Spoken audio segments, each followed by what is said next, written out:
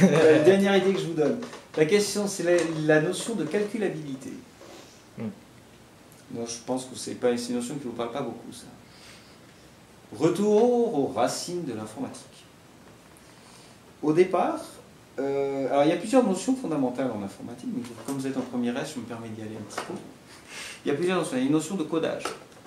La notion de codage, c'est savoir comment est-ce qu'on peut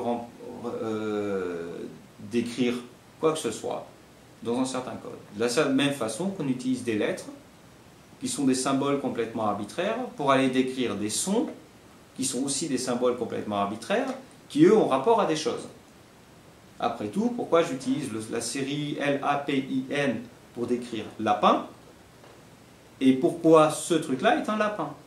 Ça pourrait être une gargouille. Ou n'importe. Ou même un... Oui. Pourrait être n'importe quoi. Pourquoi? Bon. Donc il y a une notion d'arbitraire. Si on pousse le truc à l'extrême, je pourrais appeler lapin numéro 1, chien numéro 2, écran numéro 3, avoir un numéro pour chaque chose. Avoir un numéro pour chaque chose et parler avec des numéros. Et après tout, on pourrait s'y habituer, c'est pas plus arbitraire qu'utiliser le mot lapin pour parler d'un lapin. Et après, on peut pousser plus loin. Plutôt que d'avoir des numéros 1, 2, 3, je peux avoir 0, 0, 1, 0, 1, 0, 1, 1, 0, 1, 0, 0, etc., etc., etc. De la même façon, au lieu d'avoir 1, 0, 1, je pourrais avoir 0, 5 volts, 0. Le codage. On a l'impression de toujours dire la même chose. En fait, c'est pas tout à fait... Enfin, c'est vrai et pas vrai en même temps. Et toute l'idée est là. Donc ça, c'est la première chose. Ensuite, la deuxième idée, c'est la calculabilité. Donc l'idée de départ, c'était de savoir est-ce qu'un jour on finira les mathématiques. Est-ce qu'on peut imaginer qu'un jour, on aura un système complet qui fermeront les mathématiques?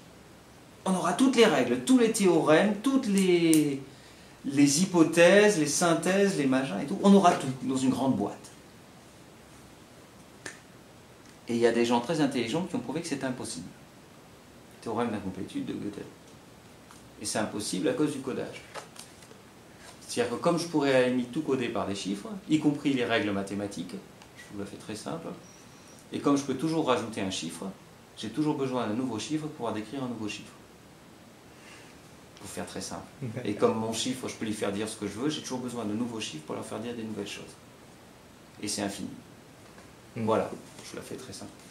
Maintenant, il y a un autre type qui s'appelait Alan Turing qui a démontré le principe de la calculabilité. Un ordinateur, ça fait des choses très simples en fait. Un ordinateur, il faut imaginer, c'est une sorte de grand ruban avec une tête de lecture. La tête de lecture, elle sait faire quoi? Elle va lire la case d'après. Les premiers ordinateurs, c'était les cartes perforées, c'était exactement ça, lire la case d'après. Et elle va soit émettre un 1, soit émettre un 0, soit aller en avant, soit aller en arrière. Et elle est capable d'émettre un 1, aller en avant, émettre un 0. Elle sait faire 3-4 choses comme ça, très très simple. Alan Turing a démontré qu'une certaine quantité de problèmes, dit les problèmes calculables, étaient des problèmes qui pouvaient être entièrement décrits à l'aide d'un ruban qui faisait faire des 0, des 1, des sauts en avant et des sauts en arrière. Et émettre des 0 et des 1, ça peut être produire une image, hein. Il suffit d'en faire beaucoup. Et donc il a démontré que toute cette catégorie de problèmes, à partir du moment où le ruban était assez long, on pouvait les résoudre. Moyennant le fait que maintenant, on va savoir trouver un codage pour le problème qui fait qu'on puisse le décrire en termes de ruban qui avance. Le ruban, c'est la RAM de votre ordinateur. Hein. Un ordinateur moderne, il a 4 gigaoctets de ruban. En fait, c'est rien de plus que ça. C'est exactement ça. Avant, c'était des cartes perforées, bon, maintenant, c'est des puces. C'est la même chose, il y en a juste plus. Donc le ruban tend de plus en plus vers l'infini. Il a même démontré que si le ruban était vraiment infini, a priori, il n'y a pas de tâche qui ne soit pas calculable. Il y a un bémol sur l'intelligence. Encore une fois, vous pouvez y réfléchir, c'est quoi l'intelligence? Et il avait notamment fait, donc il avait inventé le fameux test de Turing, qui était de dire que si j'ai deux agents qui dialoguent par écran clavier, en fait, et avec un humain et un je sais pas quoi de l'autre côté, le jour où l'humain confondra un autre humain avec un ordinateur, l'ordinateur pourra être considéré comme intelligent. Partie des légendes de l'informatique. On y est à peu près arrivé, ça n'a pas exhibé la moindre forme d'intelligence.